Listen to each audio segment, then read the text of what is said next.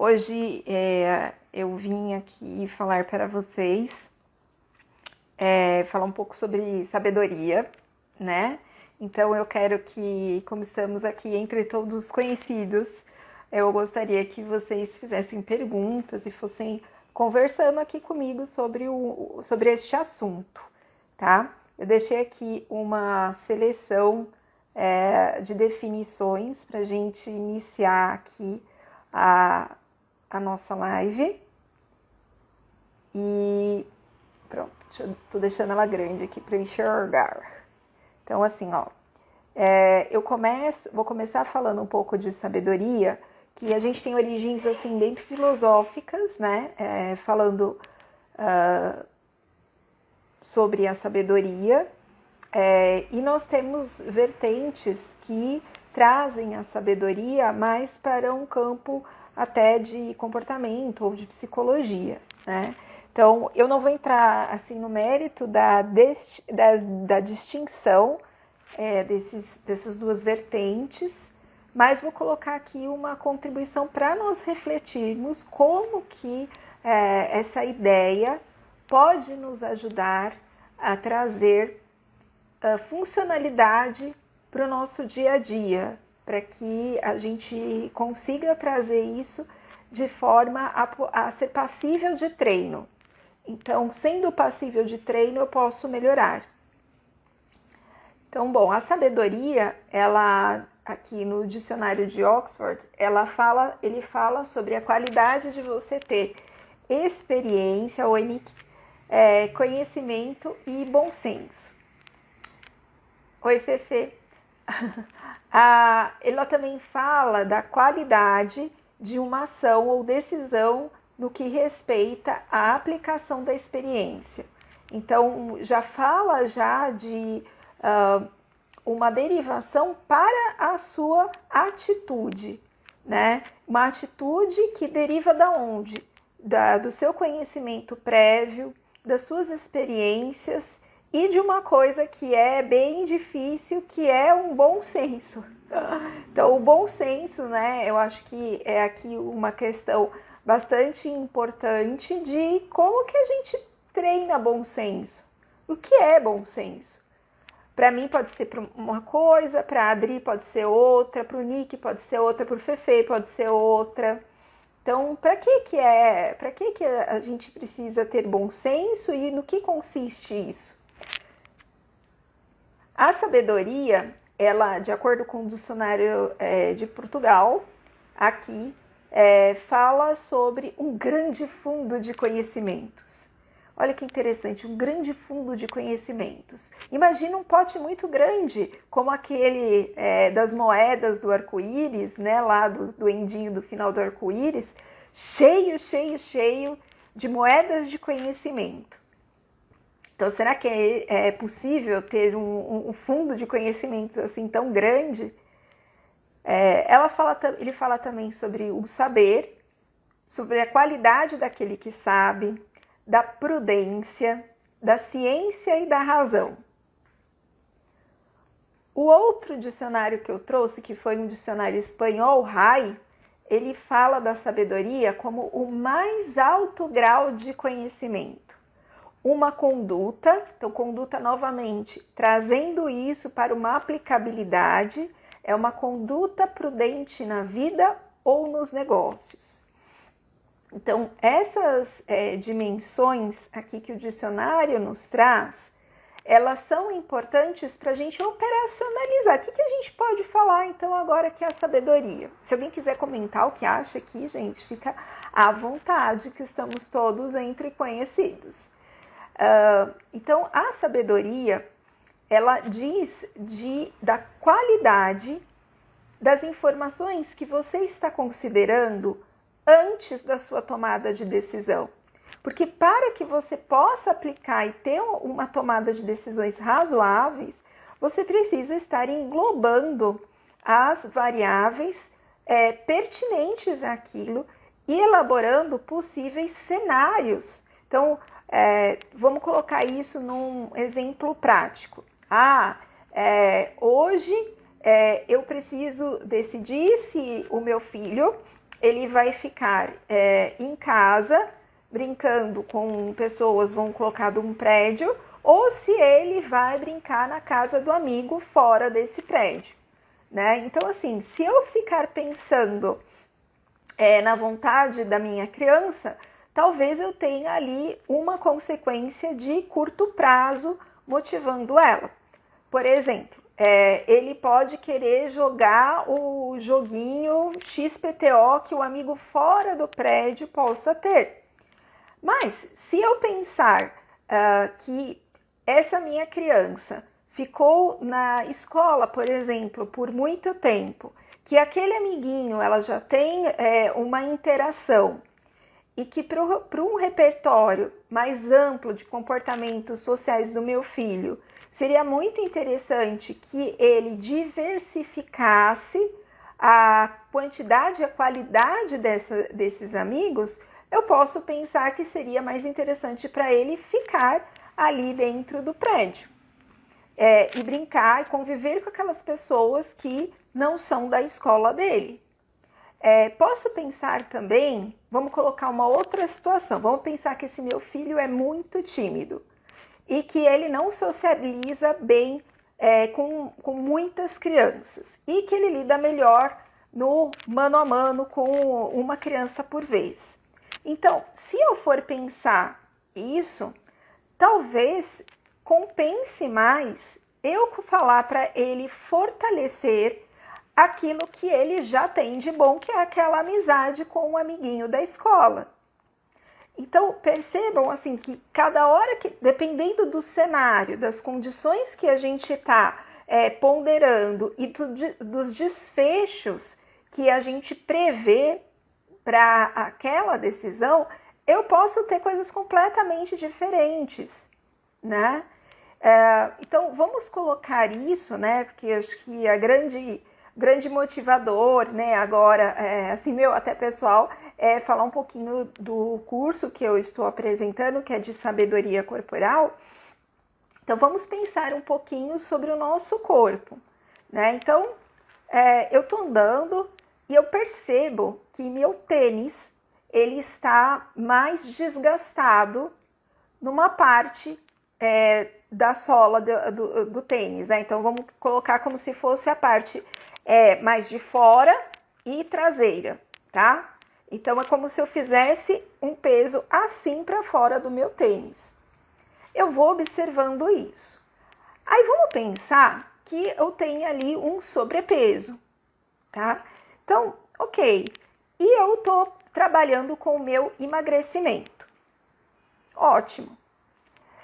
Quando eu percebo que para eu manter o peso no ideal que eu quero, eu vá precisar estar mudando o meu estilo de vida, eu preciso considerar que a atividade física ela vai ser um pilar muito importante nessas mudanças.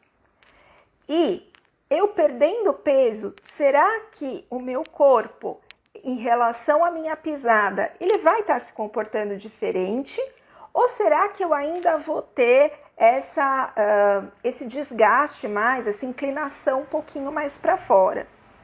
Então, quando eu for me preparar para ter uma atividade física, eu preciso considerar se meu corpo está pronto para aquela atividade. Então, quando a gente chega, por exemplo, para uma corrida e eu tenho essa situação, talvez seja melhor eu consultar um profissional de fisioterapia e pedir a opinião técnica dele sobre a minha pisada e sobre aquilo que eu preciso fortalecer no meu corpo para que eu não tenha nenhum estrago na articulação do meu joelho. Porque se eu estou correndo e o movimento que eu tenho que ter força para baixo e com força está acontecendo de forma inclinada, sem dúvida alguma, eu vou ter algum prejuízo na articulação do meu joelho, certo? Então, isso foi um exemplo bem pequeno, que quanto mais a gente conseguir colocar o que o nosso corpo está falando diante da nossa árvore de decisão, eu posso ter decisões mais assertivas.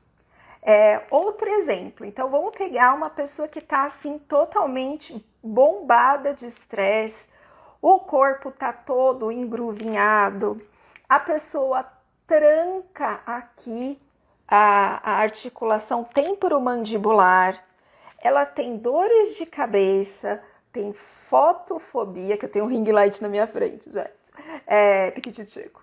E vamos supor que eu tô com fotofobia, então minha cabeça tá doendo, isso aqui, eu tô deixando a minha musculatura completamente dura, eu tô engruvinhado, tô totalmente estressado com o meu trabalho. Então, primeira coisa, se alguém te perguntar às vezes, nossa, o que você poderia fazer para melhorar?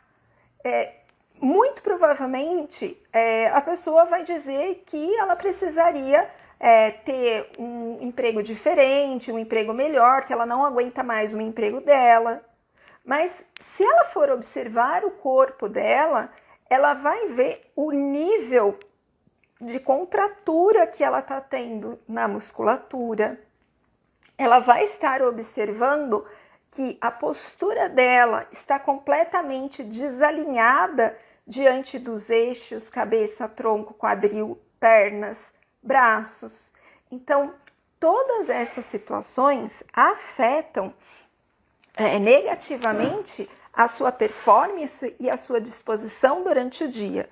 E não estou dizendo que o emprego não seja ali um baita problema, pode ser que seja, né? Mas se a gente não conseguir trazer um equilíbrio desse corpo para que ele possa tomar decisões, eu vou estar enviesada, eu vou estar enviesando. Por quê? Porque o meu cérebro está tentando localizar todas as partes do corpo. Se eu tiver nesse nível de desregulação, é como se eu tivesse na minha cabeça um GPS perdido. Então é muito importante que nós façamos esse checklist da nossa respiração. Então é muito comum, né, a criança ela tá correndo, brincando, e quando ela para, você vê aquele barrigão erguendo na inspiração, aí na exalação diminui, né? E aquilo para ela é um processo extremamente natural.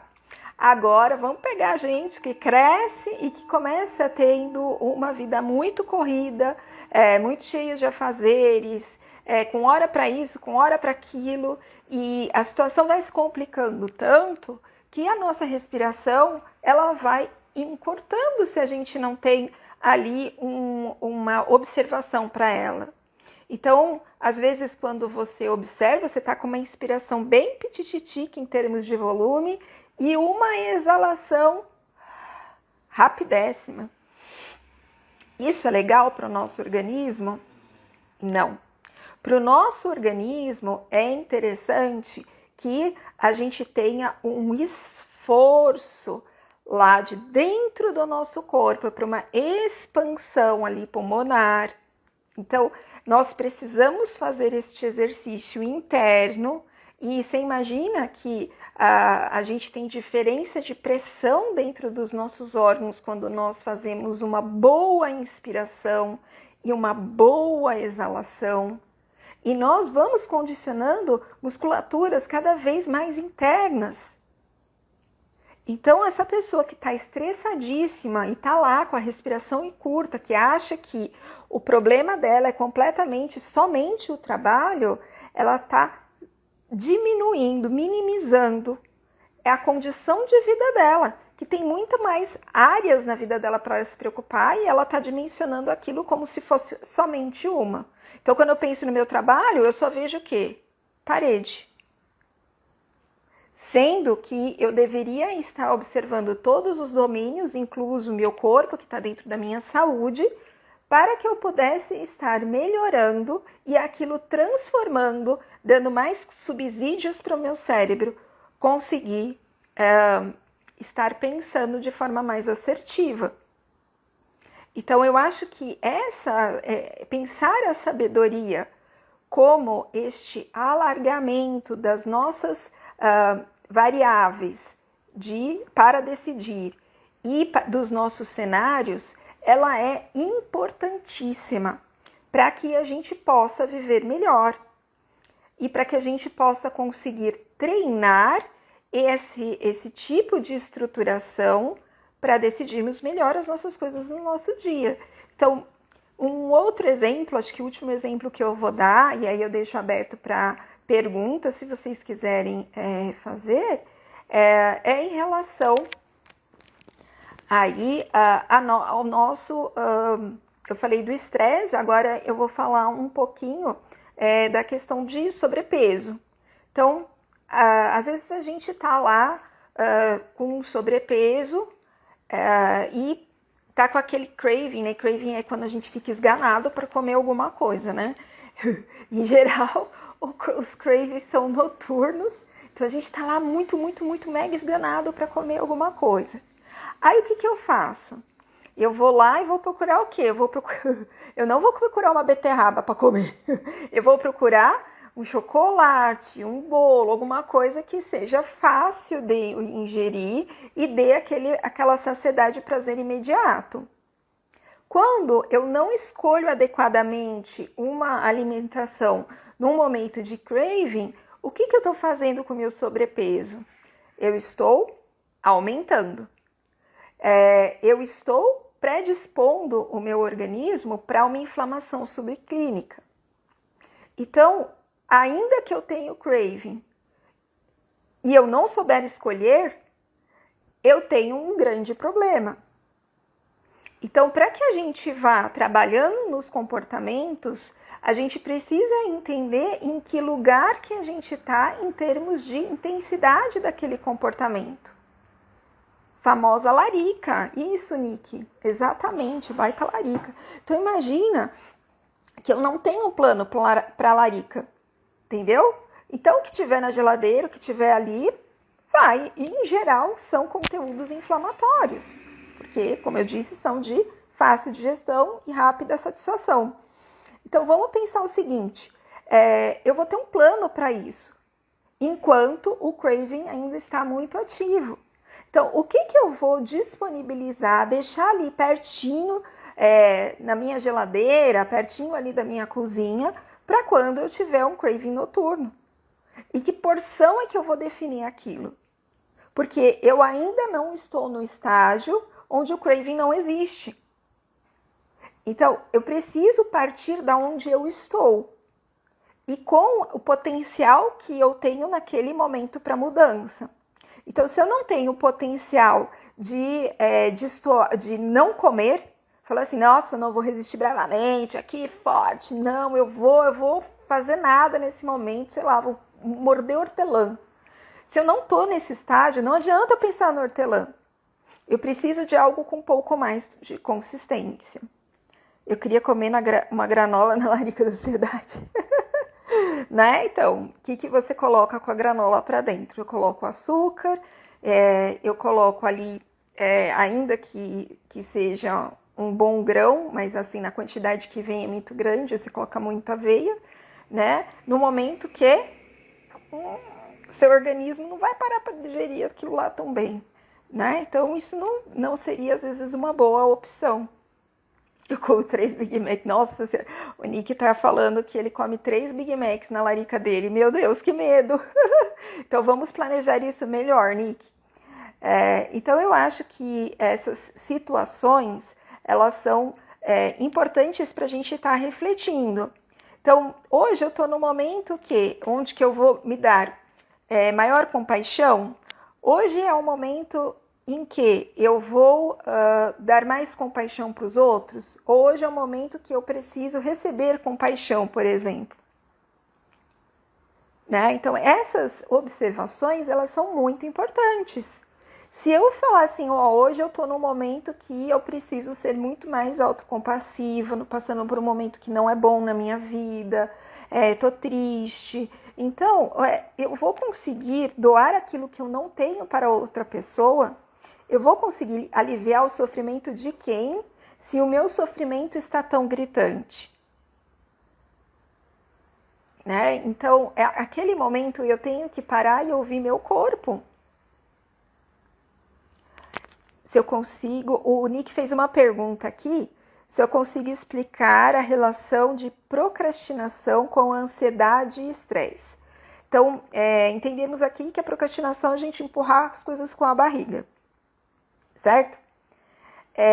Então, pode ser que a gente fique ali, quando a gente está diante de uma tarefa, que a gente sabe às vezes que vai demandar muita energia, muito trabalho, uma tarefa às vezes que eu não estou muito motivada, uma tarefa às vezes, por exemplo, que eu tenho um resultado a longuíssimo prazo, né?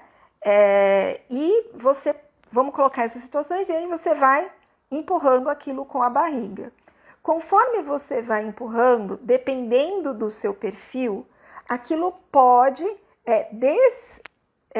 engatilhar um processo ansiogênico. Pode. É para todo mundo assim? Não.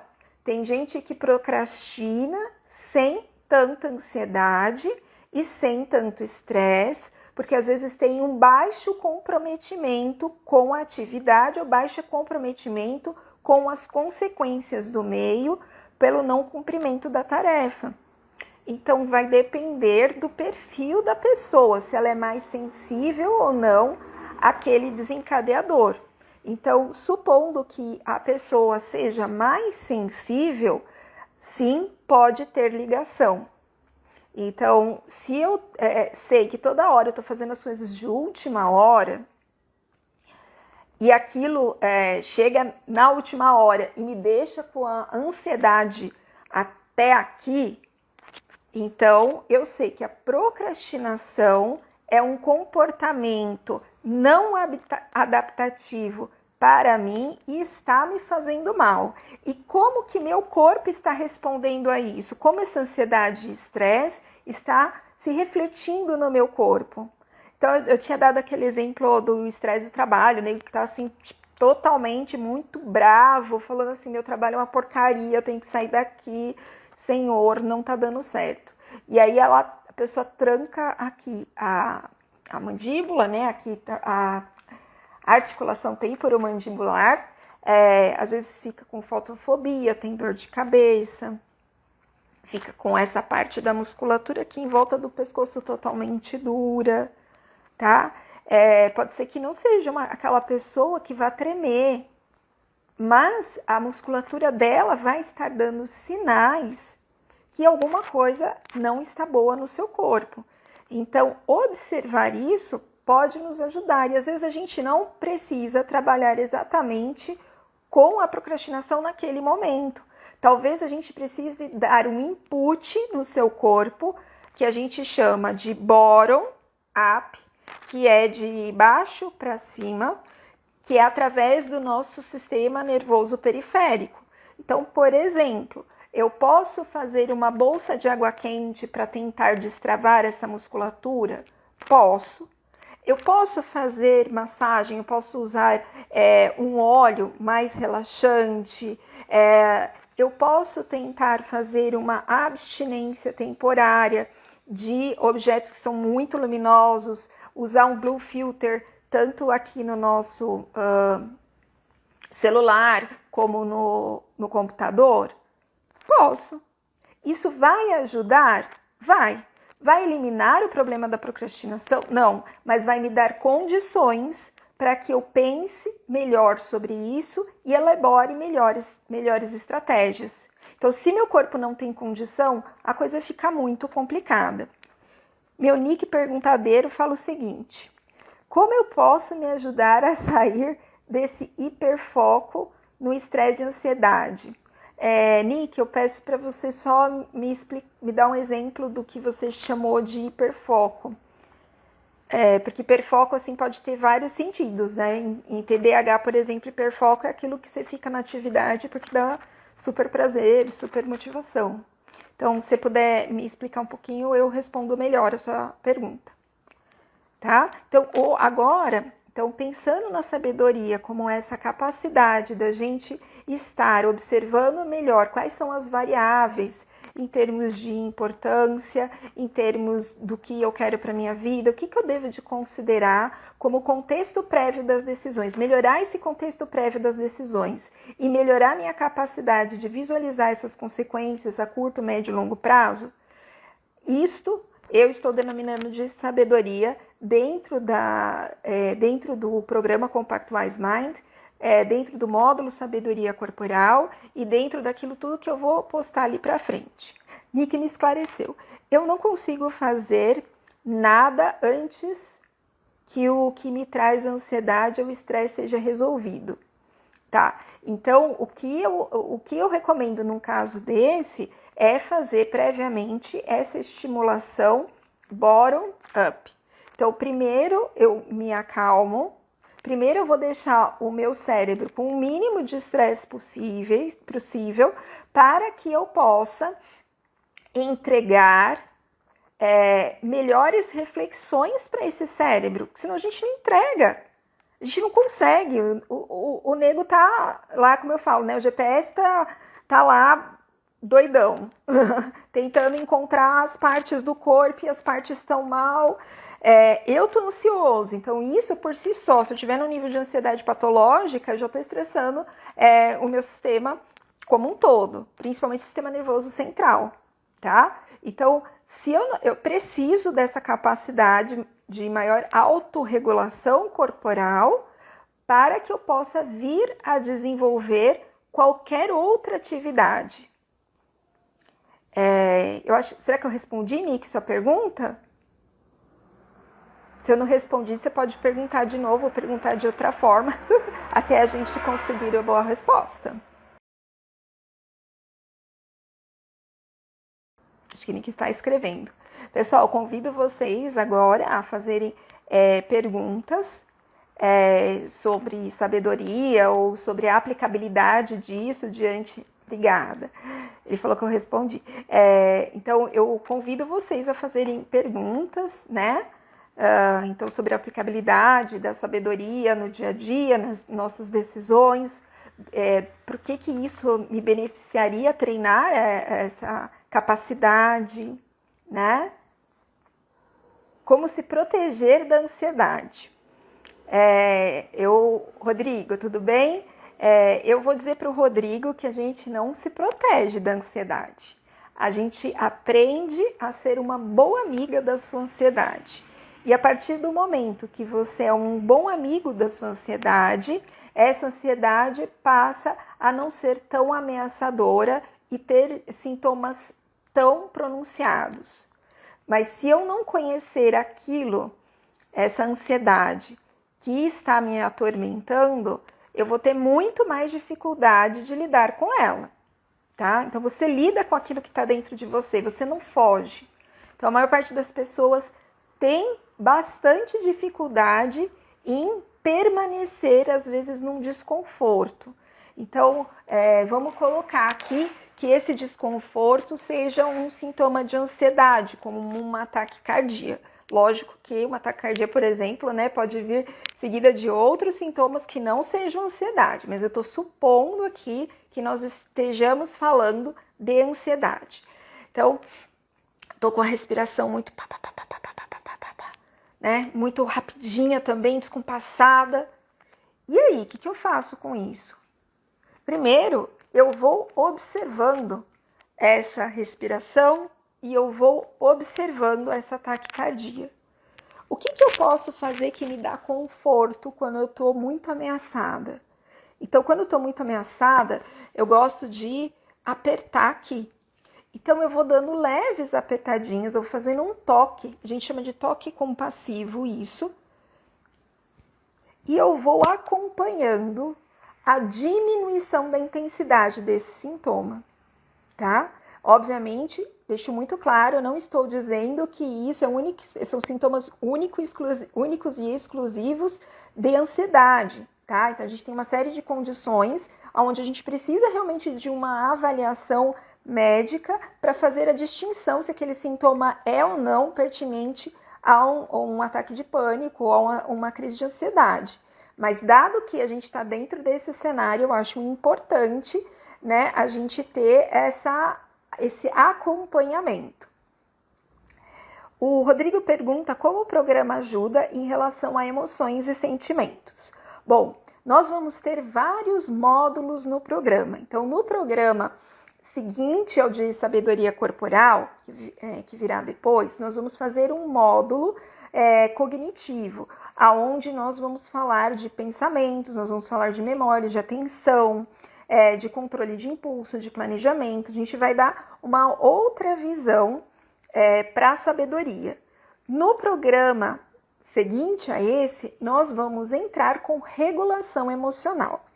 E quando nós entrarmos no modo de sabedoria emocional, nós sim vamos adentrar a fundo em como a gente gerencia os nossos sentimentos, de modo que eles também sejam entendidos como nossos amigos e não como os nossos inimigos. E o que a gente faz, como a gente pode abordar em cada situação, tá? Mas isso é bem específico e a gente vai ter um módulo para isso.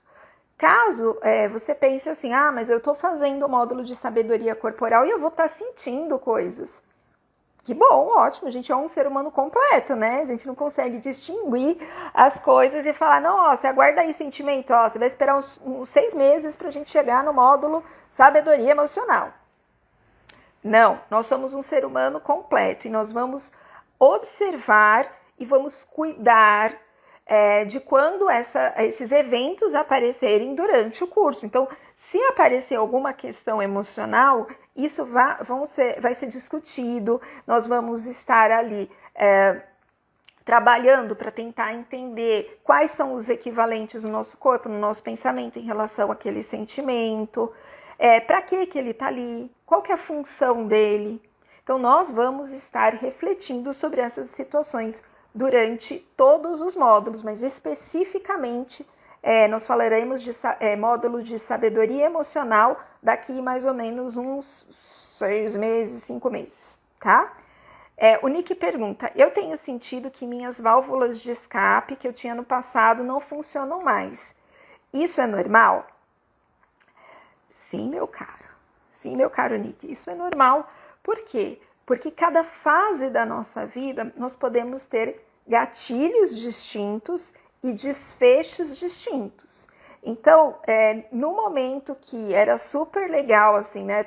Tava com a mãe de uma paciente me falando que ela teve, que a filhinha dela tinha tido TPM, né? E que ela fez lá uma panela de brigadeiro, né? Então, para as mulheres que me ouvem, né? Quem nunca? Então, isso, por exemplo, seria uma válvula de escape dessa pessoa, né? Então, assim, eu tô naqueles dias bode antes de TPM, tô mal, emocionalmente aquilo fica uhul! E aí, o que eu faço? Aí, essa criatura se enfiou no brigadeiro. Agora, quando você já vai ter 28 anos, é uma opção se enfiar no brigadeiro? Pode até ser, mas talvez você tenha outros tipos de estímulos que funcionem tão bem quanto e que causem menos ganho calórico, que dê menos dor de barriga, que não seja tão doce, porque talvez o seu paladar mude também.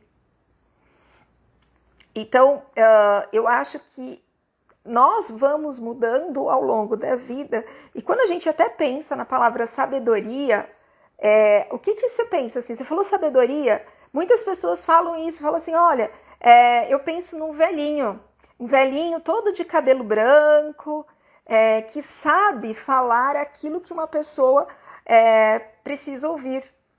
Então, ao longo da nossa vida, né, nem todo velhinho é assim, por favor, e nem toda situação de vida vai levar a alguma coisa mais sábia, mas a gente tem isso demonstrado que de acordo com o passar do tempo, você afina a sua árvore de decisão. Então, você consegue decidir melhor. Então, em tese, aquilo teoricamente te beneficiaria mais ao longo da sua idade. Então, até quando a gente propõe assim, um treinamento de sabedoria, é um acelerador daquilo que normalmente acontece na nossa vida. Na nossa vida, a gente vai se tornando mais sábio ao longo do tempo, de acordo com o que a gente passa nos nossos perrengues, né, no nosso dia a dia, a gente vai aprendendo com aquilo e vai tendo critérios de ponderação melhorados. Então, é isso, assim, a gente tende a melhorar com o tempo. Tende. Todas as pessoas serão assim? Não. E é uma questão da vida mesmo. Quem tem mais perguntas sobre a sabedoria e a aplicabilidade disso na sua vida? Coloquem aqui as suas perguntas.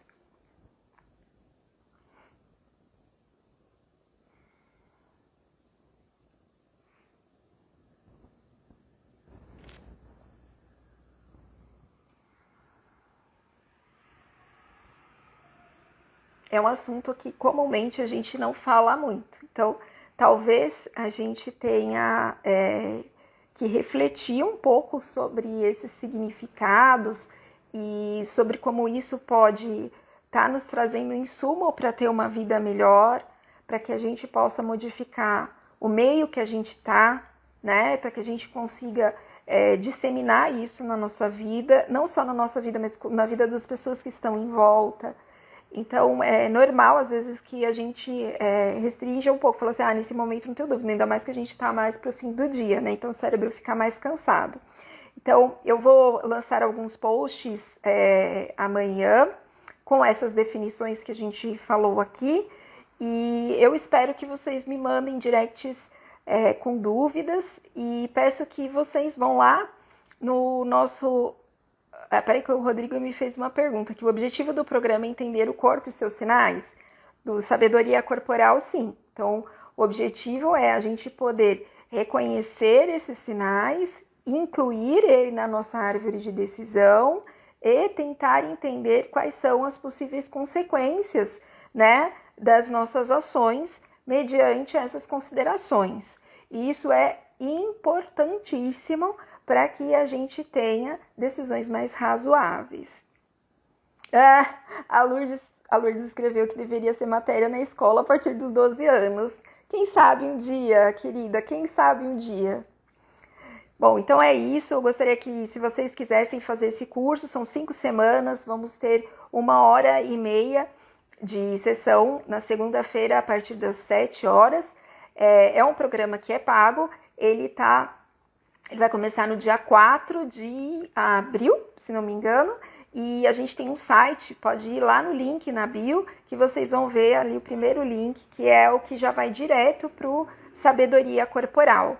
E ali tem os valores, tem como vocês podem pagar, e se vocês precisarem de qualquer coisa, ou tiverem qualquer dúvida, não hesitem, pode me mandar direct, pode mandar mensagem de WhatsApp, estou aqui para responder. Obrigada, viu, Lourdes? A Lourdes falou que seu trabalho é maravilhoso. Muito obrigada, viu, Lourdes? Sempre com muito carinho que ele é desenvolvido. Tá bom, gente? Então, a gente vai finalizando por aqui. Quero desejar para vocês uma excelente noite. Obrigada, Carol. E que vocês tenham aí uma boa reflexão e experiência corporal. E a gente se fala... na quinta-feira tem outra live. Se vocês quiserem participar, são excelentes convidados. Um beijão e muito obrigada. Tchau, tchau.